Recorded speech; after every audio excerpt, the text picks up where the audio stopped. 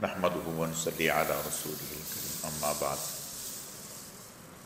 اعوذ باللہ من الشیطان الرجیم بسم اللہ الرحمن الرحیم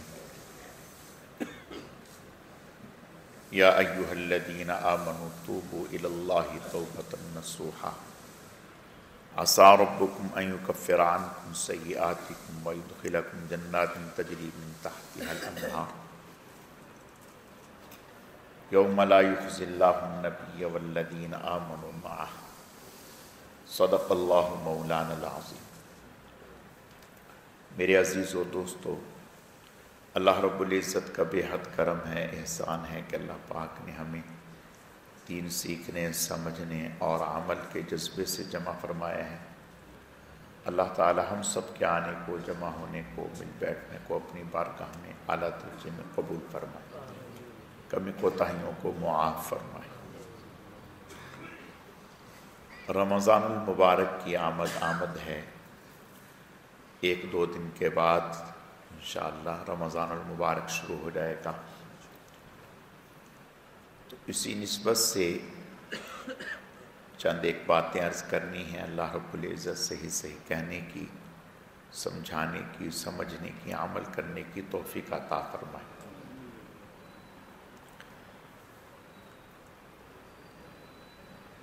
اللہ تعالیٰ کی طرف سے نیکی کی توفیق کا مل جانا یہ بہت بڑی نعمت ہوتا ہے۔ انسان اللہ تعالیٰ کی توفیق کے بغیر کچھ نہیں کر سکتا، اور توفیق محض اللہ تعالیٰ کے فضل و کرم سے ملتی ہے۔ لیکن توفیق کے لیے طلب دکھانی پڑتی ہے، طلب دکھانی پڑتی ہے۔ جیسے ماں بچے کو بچے کی طلب پر دودھ پیش کرتی ہے۔ اگر بچہ طلب نہ کرے تو ماں بچے کو دودھ نہیں دیتی۔ تو اللہ تعالیٰ بندے کو توفیق عطا فرماتے ہیں، لیکن بندہ طلب ظاہر کرے، اپنے آپ کو محتاج ظاہر کرے، اللہ تعالیٰ سے مانگے، پھر اللہ پاک اس کو عطا کرتے ہیں۔ بعض دفعہ دینے والی ذات تو بڑی ہوتی ہے، لیکن لینے والے میں استعداد اور صلاحیت نہیں ہوتی، تو وہ استعداد اور صلاحیت نہ ہونے کی وجہ سے محروم ہو جاتا ہے۔ اور بعض دفعہ لینے والا تو صلاحیت ظاہر کرتا ہے، لیکن دینے والے کے پاس کچھ نہیں ہوتا تو وہ محروم ہو جاتا ہے۔ تو یہاں دینے والی ذات اللہ تعالیٰ کی ہے اور لینے والا انسان ہے۔ تو رمضان المبارک کا جو مہینہ ہے یہ بہت ہی مبارک قیمتی مہینہ ہے۔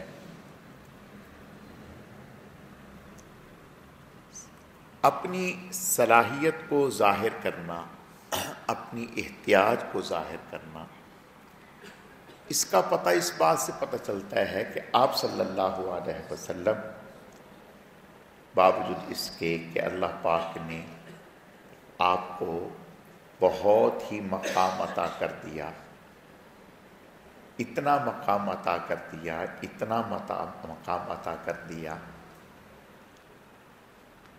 کہ اللہ کے بعد حضور کا مقام ہے، حضور کا مقام ہے۔ اب ہونا تو یہ چاہیے کہ جب اتنا مقام حاصل ہو گیا تو پھر انسان کہے کہ بھئی اب مزید کیا ضرورت ہے، مزید تو ضرورت نہیں، اتنا دے دیا۔ لیکن اللہ تعالی حضور سے یہ فرما رہے ہیں قل ربی زدنی علما، کہیے اے میرے رب میرے علم میں اضافہ فرما۔ بھئی اضافہ تو کر دیا، اتنا کر دیا، اتنا کر دیا، اتنا کر دیا کہ اولین و آخرین کے علوم جناب رسول اللہ صلی اللہ علیہ وسلم کو دے دیے گئے، لیکن پھر بھی اللہ فرما رہے ہیں کہ آپ مجھ سے اور طلب کیجیے اور مانگیے۔ تو اس سے پتہ چلا کہ خیر کے مانگنے میں جتنی مرضی حاصل ہو جائے پھر بھی آدمی کو احتیاج ہی ظاہر کرنی ہے کہ اے اللہ اور دے دیں، اے اللہ اور دے دیں، اے اللہ اور دے دیں۔ حضرت ایوب علیہ السلام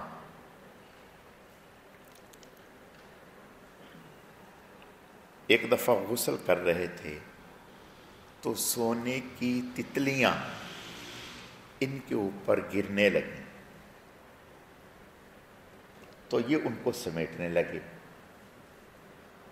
تو اللہ تعالیٰ کی طرف سے وحی ہوئی کہ ایوب کیا ہم نے آپ کو وافر مقدار میں مال نہیں عطا کر دیا؟ یعنی جب وافر مقدار میں مال عطا کر دیا تو پھر آپ اس کو کیوں سمیٹ رہے ہیں؟ تو فرمانے لگے کہ اے اللہ، آپ کی طرف سے آنے والی برکات سے میں مستغنی اور بے نیاز کیسے ہو سکتا ہوں؟ آپ کی طرف سے آنے والی برکات سے میں بے نیاز اور مستغنی کیسے ہو سکتا ہوں؟ جو آپ کی طرف سے آئی ہے وہ تو جتنی آ جائے اتنی ہی کم ہے، جتنی آ جائے اتنی ہی کم ہے، جتنی آ جائے اتنی ہی کم ہے۔ تو رمضان المبارک کا مہینہ تو ایسا ہے کہ ہم سر سے لے کر پاؤں تک ہمارے جسم پر جتنے بال ہیں ہر ایک کو زبان مل جائے، ہر ایک اللہ سے خوب مانگے تو بھی اس ماہ مبارک کو پانے کا حق ادا نہیں ہو سکتا، تو بھی ہم کچھ نہیں کر پائے۔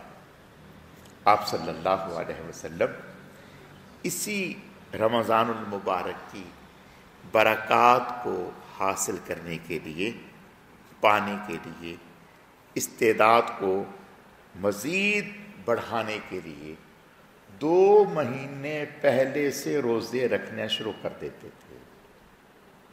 ہم سے تو 1 مہینے کے روزے نہیں رکھے جاتے، اللہ ہماری حفاظت فرمائے، اسی میں رونا دھونا شروع کر دیتے ہیں۔ لیکن آپ صلی اللہ علیہ وسلم دعائیں بھی مانگ رہے ہیں۔ پتہ چلا کہ مانگنا بھی ہے، محض ایسا نہیں ہے کہ طاقت دکھانی ہے، نہیں، طاقت بھی اللہ سے مانگنی ہے۔ دکھائیں گے تو بعد میں نا، پہلے اللہ سے طاقت بھی اللہ سے مانگنی ہے، اے اللہ آپ ہی عطا کریں۔ تو رمضان المبارک دیکھیں، بعض دفعہ ایسا ہوتا ہے ہم بھی ہیں، رمضان المبارک بھی ہے، خدا نہ خواستہ کوئی ایسے حالات پیدا ہو گئے کہ ہم کچھ کر ہی نہیں پائے، کچھ کر ہی نہیں پائے۔ کیا کر لے گا آدمی، کیا کرے گا؟ تو اس لیے رمضان المبارک کا آ جانا، مل جانا، اور پھر اس سے حاصل کرنے کی توفیق کا مل جانا، اور ہمارے اندر طلب کا پیدا ہو جانا، طلب کا پیدا ہو جانا، یہ اللہ تعالیٰ کی بہت بڑی نعمت ہے۔ اس کے لیے ہمارے اکابر نے، علماء نے لکھا ہے کہ آدمی رمضان المبارک سے پہلے سچے دل سے توبہ کر لے۔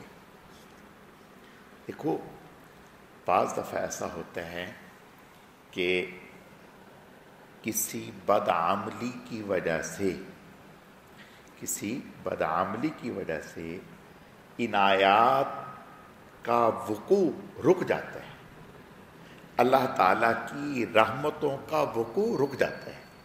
جیسے احادیث میں کچھ چیزیں تو آتی ہیں کہ جو نشے کا عادی ہے، ماں باپ کا نافرمان ہے، قطع تعلقی کرنے والا ہے، کینہ رکھنے والا ہے، حسد رکھنے والا ہے، تو یہ وہ شرک کرنے والا ہے، تو یہ وہ چیزیں ہیں جو اس راستے میں، اس مہینے میں، اس رات میں بھی رکاوٹ کا ذریعہ بنتی ہے۔ تو سب سے پہلا کام توبہ کرنا، اور توبہ بھی سچی توبہ۔ اب سچی توبہ کسے کہتے ہیں؟ دل میں پختہ عزم کر لینا کہ آئندہ میں گناہ نہیں کروں گا۔ علماء نے، حضرت امام غزالی رحمۃ اللہ علیہ نے، بلکہ مولانا روم رحمۃ اللہ علیہ، انہوں نے ایک واقعہ لکھا اپنی کتاب میں معارف مثنوی میں۔ واقعہ یہ لکھا کہ ایک بادشاہ تھا، تو اس بادشاہ کے گھر میں اس کی بیٹیوں کے پاس، اس کی عورتوں کے پاس ایک شخص تھا جس کی ظاہری حیت، شکل صورت عورتوں جیسی تھی، آواز بھی عورتوں جیسی تھی، اور وہ اپنے آپ کو عورت ثابت کر کے اس کے گھر میں رہتا تھا۔ اور بھی کچھ کام کرنے والی جو عورتیں تھیں تو یہ بھی ان میں گھسا ہوا تھا۔ اب چلتا رہا، اور یہ جو ہے ناجائز طور پر بس یعنی ظاہری اعتبار سے اب لذت حاصل کرتا آنکھ کے ذریعے سے، یا کبھی ہاتھ لگا دیا، ظاہر ہے عورتوں سے تو اس طرح سے۔ ایک دفعہ اس کے دل میں خیال ہوا کہ بھئی یہ مجھے توبہ کرنی چاہیے، میں تو بڑے گناہ میں مبتلا ہو گیا۔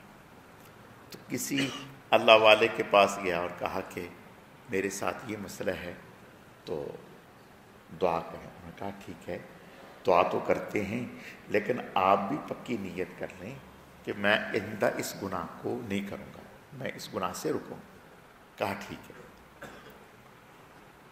وہ اللہ کا کرنا سبب یہ بنا کہ بادشاہ کے گھر سے کوئی قیمتی ہیرا چوری ہو گیا۔ جب چوری ہو گیا تو اب اور تو کوئی گھر میں ہے نہیں، اس کی بیٹیاں ہیں یا بیویاں ہیں یا کام کرنے والی عورتیں ہیں، انہی میں یہ ہے، نسو اس کا نام تھا، انہی میں یہ تھا۔ تو حکم یہ ملا کہ جتنی بھی گھر میں کام کرنے والی عورتیں ہیں ان سب کو برہنہ کر کے ان کی تلاشی لی جائے۔ اب جب یہ حکم آیا تو اب اس کے طوطے اڑ گئے کہ میں تو مرد ہوں، اب جب برہنہ کریں گے تو پھر اس کے بعد جو میرے ساتھ ہوگا وہ تو نشان عبرت بن جاؤں گا۔ اب عورتوں کی تلاشی شروع ہو گئی، تو یہ رو رو کے برا حال ہو گیا، حتیٰ کہ جب سب کی تلاشی ہو گئی تو کہا گیا کہ بھئی نسو کی بھی تلاشی لو۔ جب یہ کہا گیا کہ اس کی تلاشی لو تو یہ بے ہوش ہو گیا۔ یعنی اتنا صدمہ اور اتنا غم اور اتنا پریشان، بے ہوش ہو گیا، اور دل میں دعا کر رہا تھا۔ ادھر ابھی تلاشی شروع نہیں ہوئی، کپڑے اس کو اتارے نہیں، اللہ کا کرنا یہ ہو گیا کہ وہ ہیرا مل گیا۔ جب ہیرا ملا اور اس نے توبہ کر لی ادھر کہ یا اللہ اس وقت تو مجھے اس پریشانی سے بچا، ورنہ جو میرا حشر ہوگا وہ تو اللہ نے کرم کیا، ہیرا مل گیا۔ لوگوں نے کہا کہ اس کی تلاشی نہ لو، تلاشی سے بچ گیا۔ تو بعد میں گھر والیوں نے کہا کہ بھی ہم آپ سے معذرت کرتی ہیں کہ ہماری وجہ سے آپ کو تکلیف پہنچی۔ تو اس نے کہا کہ اب میں معافی چاہتا ہوں، اب میں اس گھر میں نہیں رہوں گا۔ انہوں نے بہت کہا نہیں، اب میں جا رہا ہوں۔ حقیقت اللہ نے اس کو بچا دیا تھا، تو ظاہری طور پر یہ توبہ کا سبب بنا اور اللہ پاک نے پھر کہاں سے کہاں پہنچا دیا۔ تو توبہ جو ہے سچے دل سے آدمی توبہ کرے، سب سے پہلا کام توبہ کرے کہ اے اللہ مجھ سے جو بھی گناہ ہو رہا ہے وہ زبان کا گناہ ہے اور وہ مالی گناہ ہے، کسی بھی طرح کا جو بھی آپس میں جھگڑے کا گناہ ہے، قطع تعلقی کا گناہ ہے، حسد کا گناہ ہے، کسی بھی طرح کا گناہ ہے، اے اللہ میں اس پر توبہ کرتا ہوں اور معافی مانگتا ہوں۔ دو چیزیں ہو گئیں۔ دوسری چیز، رزق حلال کا اہتمام کرے کہ رمضان المبارک میں خاص طور پر اس بات کا اہتمام کرے کہ رمضان میں کھانا پینا سحر افطار حلال روزی سے ہو، حرام کا ایک لقمہ بھی اپنے اندر نہ جانے دے، اس کا اہتمام کرے۔ علماء نے دیکھا ہے کہ اگر کوئی ایسے لوگ ہیں جن کا صریح طور پر حرام روزی ہے، یعنی واضح طور پہ پتہ ہے انہیں حرام روزی، تو وہ بھی اس مہینے میں اہتمام کریں، اس بات کا کسی نہ کسی ذریعے سے اہتمام کریں کہ حلال رزق کھائیں، حلال روزی کھائیں۔ اب اس کے لیے کیا ہے، کسی سے قرض لے لیں،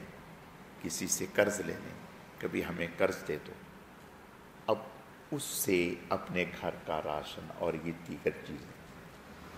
تو پہلی چیز توبہ اور ہر گناہ سے توبہ، دوسری چیز حلال، تیسری چیز رمضان سے پہلے ہی نیت کر لیں کہ ہم نے پورے روزے رکھنے ہیں اور پوری تراویح پڑھنی ہے، اور پوری تراویح حافظ کے ساتھ پڑھنی، یعنی کسی حافظ کا سننا ہے، اس بات کا اہتمام۔ اور پھر رمضان میں اس بات کا اہتمام ہو کہ بازار میں نہیں جانا۔ آپ کہیں گے کہ جو بازار میں بیٹھے ہیں ان کا کیا ہوگا؟ جو بازار میں بیٹھے ہیں ان کا کیا ہوگا؟ انہیں بھی اس بات کی فکر کرنی چاہیے کہ ہم بیٹھے تو اگرچہ بازار میں ہیں۔ ایک دفعہ حضرت عبداللہ ابن عمر رضی اللہ تعالیٰ عنہ کھانا کھا رہے، ادھر جماعت ہو رہی تھی، نماز ہو رہی تھی جماعت کے ساتھ، اور یہ کھانا کھا رہے ہیں۔ تو کسی نے کہا حضرت ادھر جماعت ہو رہی ہے اور ادھر آپ کھانا کھا رہے ہیں؟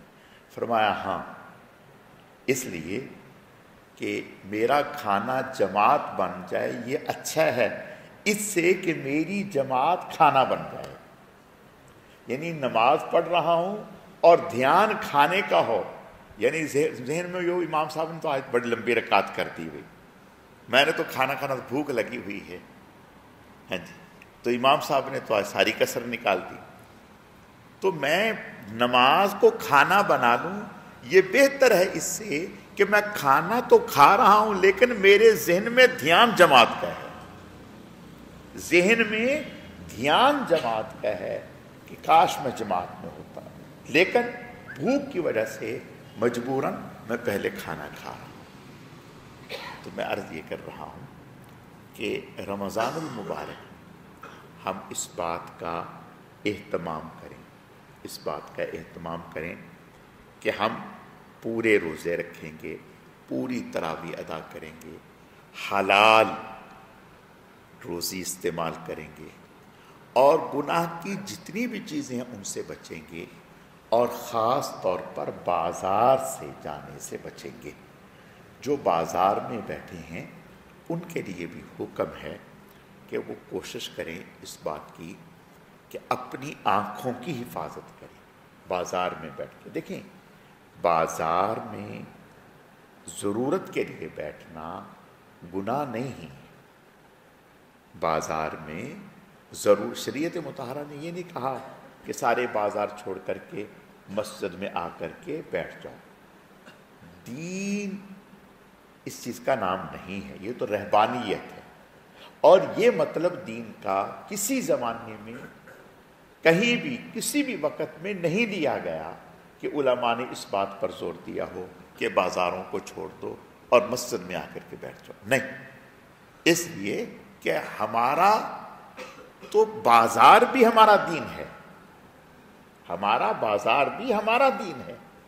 ہمیں بازار میں بیٹھ کے بھی اللہ تعالیٰ وہ اجر و ثواب عطا فرماتے ہیں جو صدیقین کو، شہداء کو، صالحین کو عطا کرتے ہیں.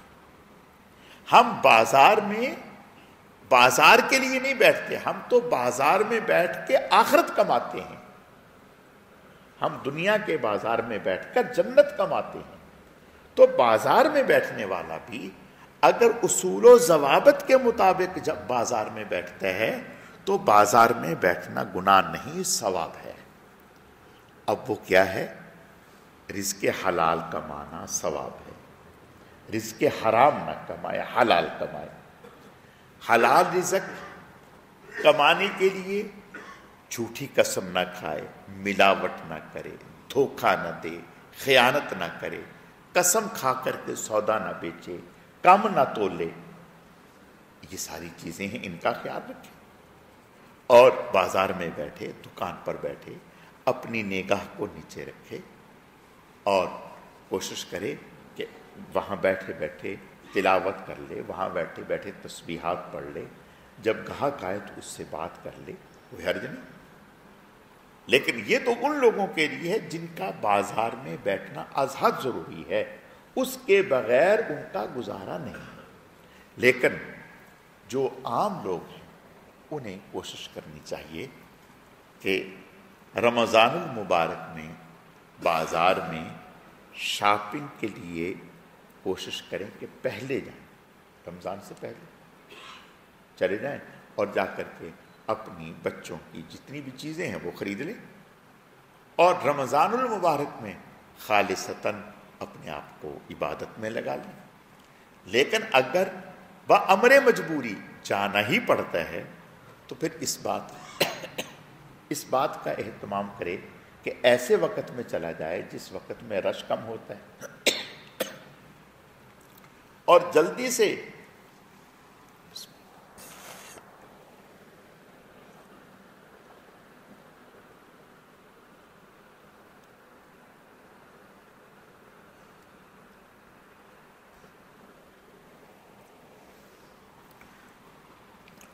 سے اپنی ضرورت پوری کر کے واپس آ جائے. اس بات کا اہتمام کرے.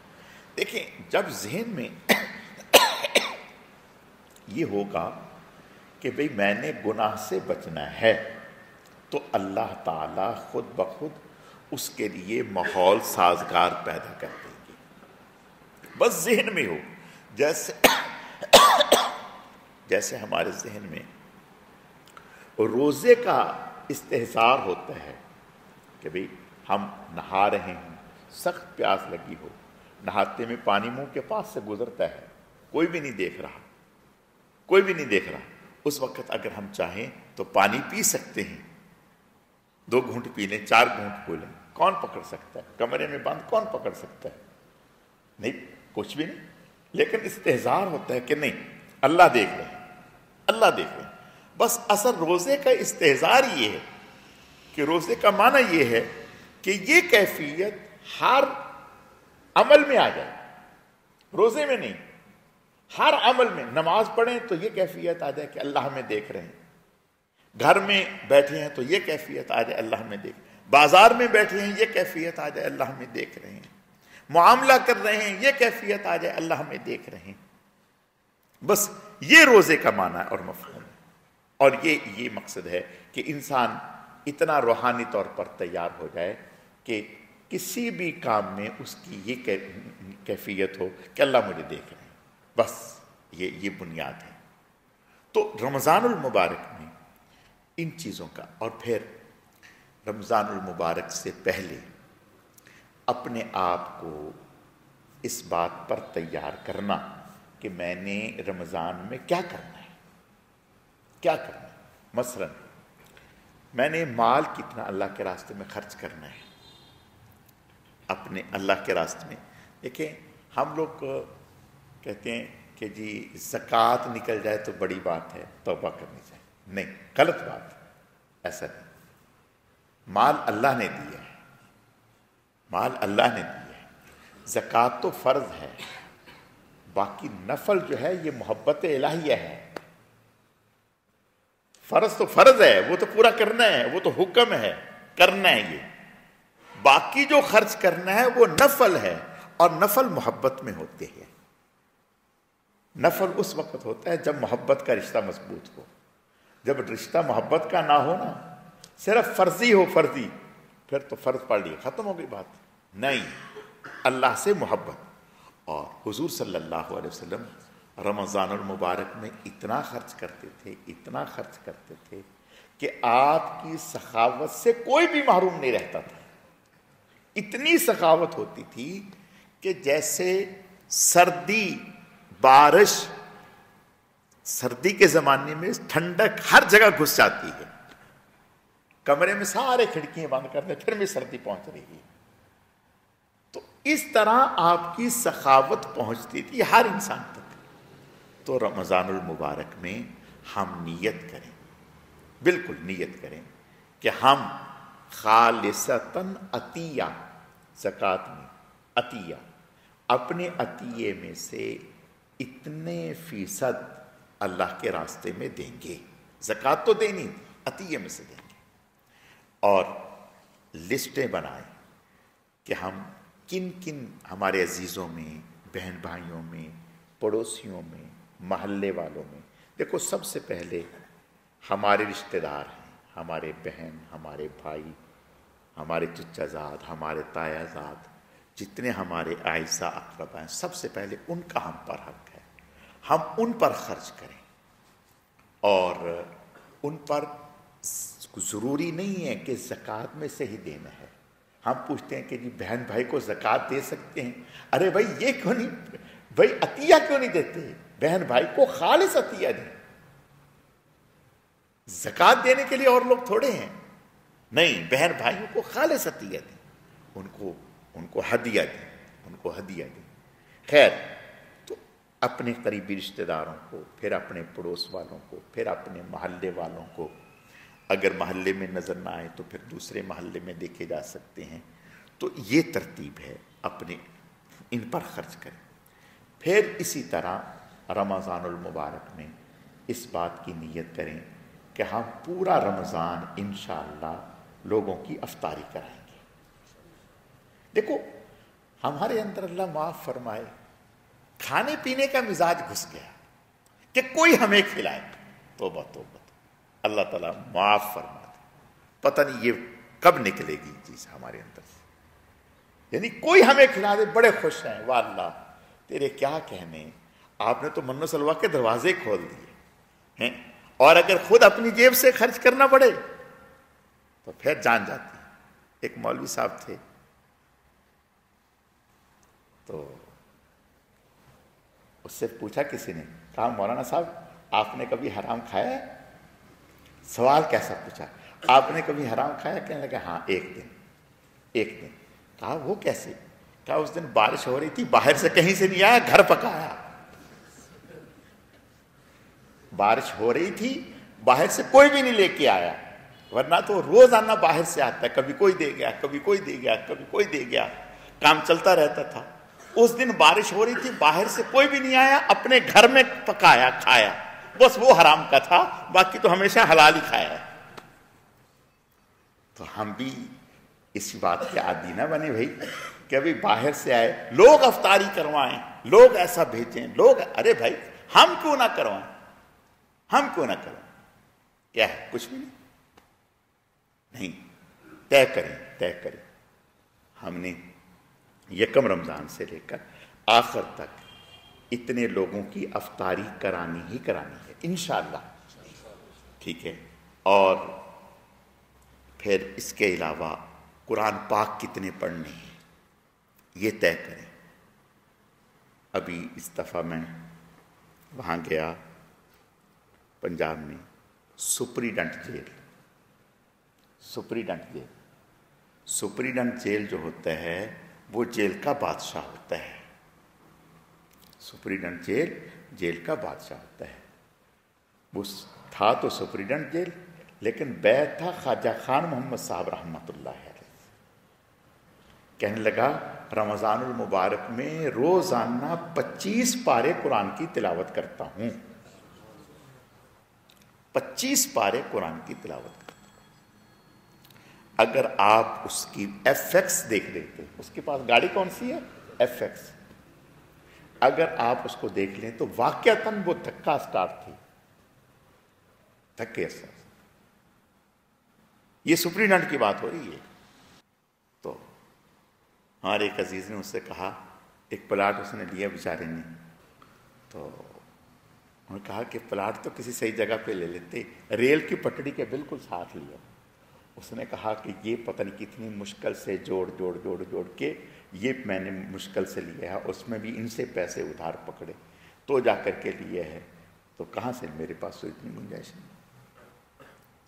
لیکن یہ کب؟ جب نیک لوگوں سے، اللہ والوں سے تعلق قائم ہوتا ہے تو پھر ایسے منصب پر بیٹھ کر بھی انسان اللہ سے غافل نہیں ہوتا، نہیں تو اللہ تعالی ہماری حفاظت فرمائے، آدمی کہاں سے کہاں چلا جاتا۔ تو آپ یقین جانیں، میں نے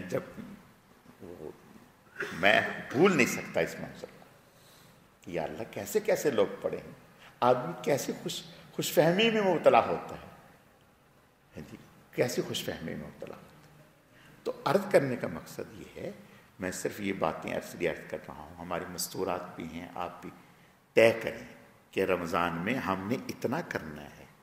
دیکھو یہ تو ہم نے نیت کر لی، ارادہ کر لیا، اس کے بعد اللہ سے مانگنا ہے، اس کے بعد اپنا پلان سیٹ کرنا ہے کہ میں جو ٹارگٹ میں نے متعین کی اس کو میں نے پورا کیسے کرنا ہے، اس کو میں نے پورا کیسے کرنا ہے۔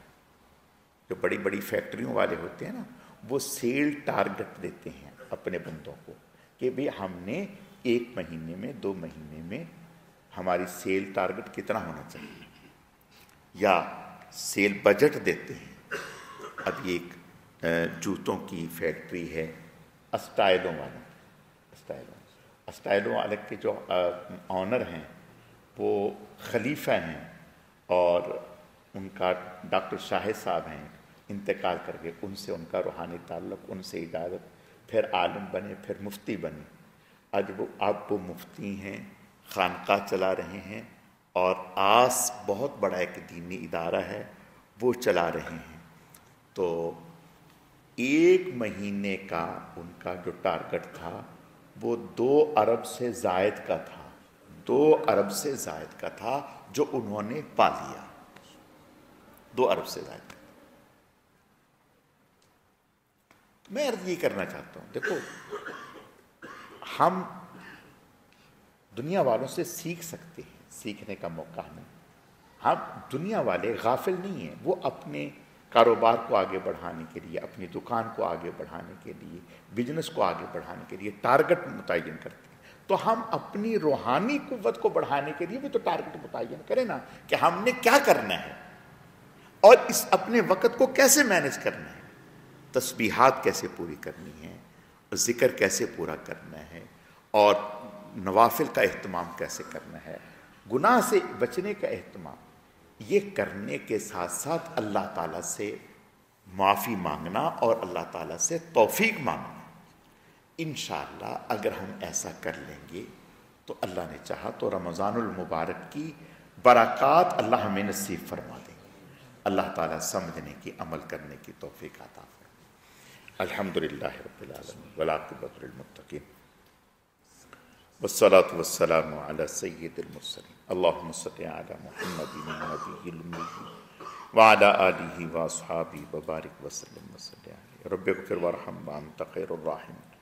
اللہم لک الحمد کما انت اہل، فصل علی محمد کما انت اہل، وفعل بنا ما انت اہلہ فإنک اہل التقوی و اہل المغفرہ۔